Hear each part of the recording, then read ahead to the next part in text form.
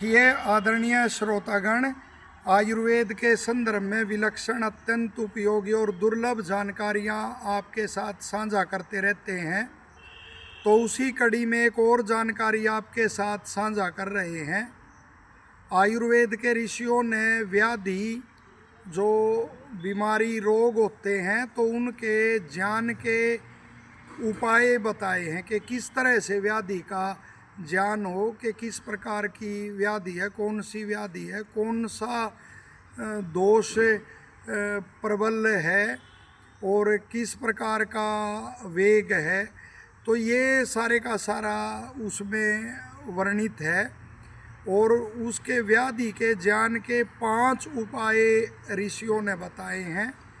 निदानम पूर्व रूपाणी रूपान्युपशस तथा संप्राप्तिश्चेति विज्ञानम रोगाणाम विज्ञानम पंचधा समृतम, के इन 5 उनसे उपायों से व्याधि का ज्ञान होता है।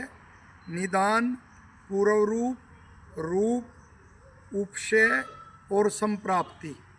तो इसमें हम पूर्व रूप का उल्लेख करते हैं आज इस उसमें एक संदर्भ में, कि पूर्व रूप का ज्ञान होना बहुत आवश्यक है। पांचों का ही ज्ञान होना आवश्यक है, लेकिन पूर्व रूप का उल्लेख कर रहे हैं कि पूर्व रूप का ज्ञान होना क्यों आवश्यक है। ये कहा गया है, देखिए, एक आम कहावत भी है कि रोग को और शत्रु को आरंभ में ही दबा लेना चाहिए। और आयुर्वेद के ऋषि कहते हैं, यदि पूर्व रूप का वर्णन नहीं किया जाए तो रोग की पूर्वावस्था में जो उपचार कहा गया है, फिर उसका औचित्य कोई नहीं रहता।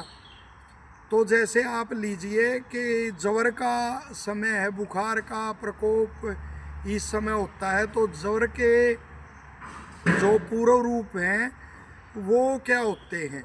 तो उसमें कहा है, यदि वातिक ज्वर से आप पीड़ित होने वाले हैं तो जम्भाई आना और अंगड़ाई टूटना, तो ऐसे वो लक्षण उत्पन्न हो जाएंगे, तो समझ लो आप वातिक ज्वर से पीड़ित होने जा रहे हैं।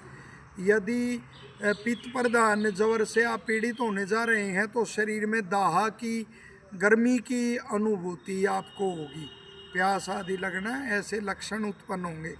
और कफ ज्वर से आप पीड़ित होने जा रहे हैं तो भोजन में अरुचि हो जाएगी, शरीर में भारीपन, भोजन में अरुचि, तो समझ लो कफ ज्वर से आप पीड़ित होने जा रहे हैं।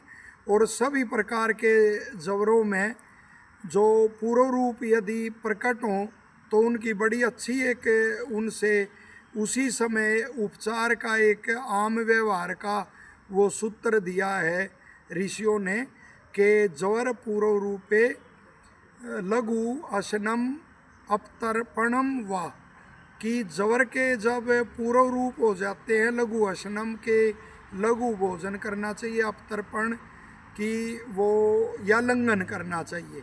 हमें अब भी स्मरण है, जैसे दादाजी हमारे वैद्य थे, तो उनको तब भी कोई लक्षण ऐसा होता ज्वर होगा तो वो भोजन छोड़ देते थे और कोई हल्का सा दुग्ध पान थोड़ी मात्रा में करते थे।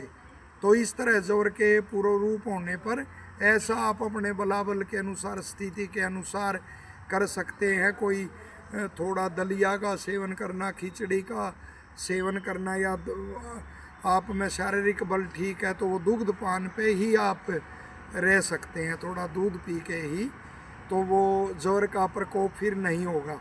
और साथ ही ऋषियों ने कहा है कि वात ज्वर पूर्व रूपे घृत पानम, कि यदि वात का ज्वर के लक्षण हैं और कि वात का ज्वर के पूर्व रूप प्रकट हो रहे हैं, तो उसमें आप घृत पान, जैसे 25 ग्राम की मात्रा में आप घृत पान कर सकते हैं, या अपने बल के अनुसार। तो ऐसा ऋषियों ने विधान किया है। तो कितना बढ़िया आयुर्वेद का एक विधि है कि पूर्व रूप ही प्रकट होने पर उसका सामान्य उपचार जो ये बताया है उस तरह करना चाहिए, और रूप आदि प्रकट होने पर फिर चिकित्सक की वो सलाह लेनी चाहिए, उसके पास उपचार कराना चाहिए। तो आशा यह जानकारी आपको लाभदायक लगेगी और लोकहित में आप इसे ज़्यादा से ज़्यादा शेयर करेंगे। धन्यवाद।